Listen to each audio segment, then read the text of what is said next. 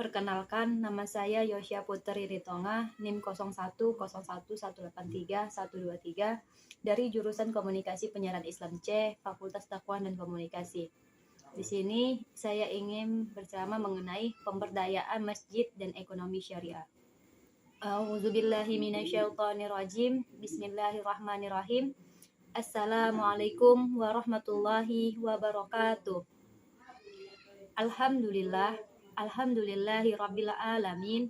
Wassalatu wassalamu ala asrafil anbiya wal mursalin wa ala alihi wa ashabihi ajma'in. Amma ba'du. Pertama-tama, marilah kita ucapkan puji dan rasa syukur kita atas kehadirat Allah Subhanahu wa Ta'ala, yang mana kita masih diberikan nikmat iman, nikmat Islam, dan beribu-ribu nikmat. Semoga kita menjadi hamba yang senantiasa selalu bersyukur. Dan tak lupa juga, sholawat berangkaikan salam kita hadiahkan kepada junjungan kita, Nabi besar Muhammad Sallallahu Alaihi Wasallam. Semoga dengan memperbanyak sholawat kepada beliau, kita mendapatkan syafaatnya di yaumil kelak nanti. Amin, amin ya rabbal alamin. Pemberdayaan masjid dan ekonomi syariah. Masjid merupakan tempat ibadah orang-orang Islam. Masjid ini bukan hanya sebagai tempat ibadah ritual semata, melainkan masjid harus dimaknai dalam berbagai dimensi kehidupan. Di antaranya, masjid sebagai upaya pemberdayaan masyarakat, peningkatan ekonomi umat, seperti penyelenggaraan Baitul Mal, unit pelayanan zakat, infak, dan sedekah.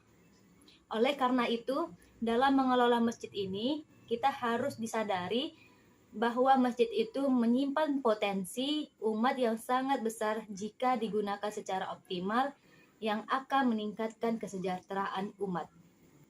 Ma'asyiral muslimin rahimakumullah. Masjid ini bukan hanya sebagai tempat ibadah, akan tetapi juga berfungsi sebagai media pembinaan umat secara holistik. Rasulullah Shallallahu Alaihi Wasallam membangun masjid pertama di kota Madinah bertujuan untuk mencerahkan umat dan mengenalkan risalah ilahiyah. Nah, masjid ini bukan hanya digunakan untuk melaksanakan kegiatan ibadah ritual saja, seperti sholat berjamaah, zikir, membaca Al-Quran, dan berdoa. Akan tetapi dapat juga digunakan untuk melaksanakan kegiatan-kegiatan sosial keagamaan dalam upaya mengembangkan masyarakat Islam. Ma'asyiral muslimin rahimakumullah. Saat ini keberadaan masjid itu menjadi sangat potensial, terutama dalam pemberdayaan umat Islam untuk segala aspek kehidupannya. Sehingga masjid ini menjadikan semangat mengembalikan kejayaan Islam dari masjid ini.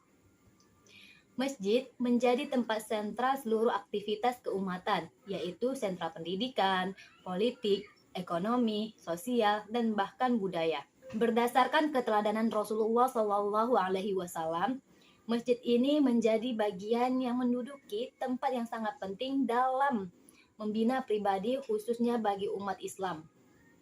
Nah, masjid ini juga berperan sebagai pusat kebudayaan ataupun peradaban, di mana masjid ini merupakan lembaga atau organisasi pertama dan utama dalam Islam. Masjid ini sebagai pusat peradaban memiliki peran yang signifikan dalam mengembangkan kegiatan sosial kemasyarakatan, membangun kapabilitas intelektual umat, meningkatkan perekonomian umat, dan menjadi ruang diskusi untuk mencari solusi permasalahan umat terkini. Ma'asyiral muslimin rahimakumullah. Keberfungsian masjid ini dalam peningkatan kualitas kesejahteraan umat sangat diharapkan. Masjid ini harus berbasis pengembangan dan pemberdayaan masyarakat. Masjid ini diharapkan harus dapat menjadi semua kegiatan manusia, yang dimana apabila masjid ini menjadi sebuah peradaban manusia, ia akan menjadikan masyarakat itu adil, makmur, sejahtera lahir dan batinnya. Konsep pemberdayaan ini diartikan sebagai proses melepaskan situasi atau keadaan ketidakmampuan ataupun ketidakberdayaan, kehilangan, ketersisihan, dan hal-hal yang berkaitan dengan kelemahan. Melalui arti ini, pemberdayaan dapat dimaknai pengubahan dari yang tidak mampu menjadi mampu, Lantas bagaimana apa arti dari pemberdayaan? Nah, pemberdayaan ini adalah suatu cara di mana rakyat yang tidak berdaya itu menjadi berdaya atau kuat. Nah, di mana pemberdayaan ini adalah suatu cara di mana rakyat ataupun organisasi mampu menguasai kehidupannya. Maka karena itu kita sebagai manusia harus memperdayakan masjid sehingga ekonomi syariah dapat kita lakukan, sehingga ekonomi syariah dapat terwujud bagi manusia. Nah, sebagaimana kita diajarkan untuk memperdayakan masjid ini sendiri, yang dimana di dalam Quran surah At-Taubah ayat 18. Innama ya'muru masajidallahi man amana billahi wal yawmil akhiri wa aqamas salata wa ataz zakata wa lam yahsya ilallah fa'asa ulaika ayyakunu minal muhtadin. Artinya, sesungguhnya yang memakmurkan masjid Allah hanyalah orang-orang yang beriman kepada Allah dan hari kemudian, serta tetap menjalankan sholat, menunaikan zakat, dan tidak takut kepada apapun kecuali kepada Allah. Maka mudah-mudahan mereka termasuk orang-orang yang mendapat petunjuk. Ma'asyiral muslimin rahimakumullah. Tidaklah memberi perhatian terhadap rumah-rumah Allah dan memakmurkannya kecuali bagi orang-orang yang beriman kepada Allah dan hari kiamat, serta ia menegakkan perintah-perintah Allah dan ia takut kepada Allah. Nah, hanya orang yang memakmurkan masjid ini adalah orang-orang yang beriman dan dia dihindari dari orang-orang yang musyrik ataupun kafir.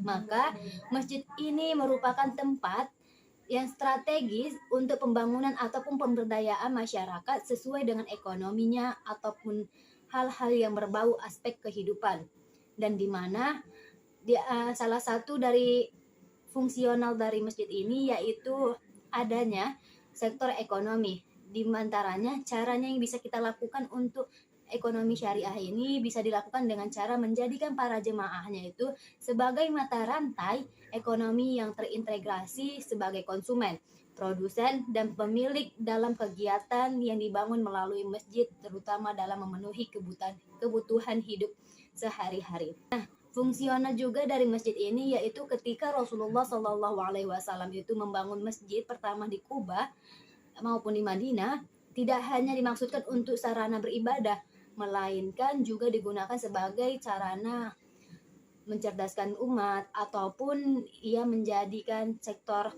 perekonomian syariah. Mungkin itu saja ceramah yang dapat saya sampaikan. Lebih dan kurangnya saya mohon maaf. Kepada Allah saya mohon ampun. Wabillahi taufiq wal hidayah. Wassalamualaikum warahmatullahi wabarakatuh.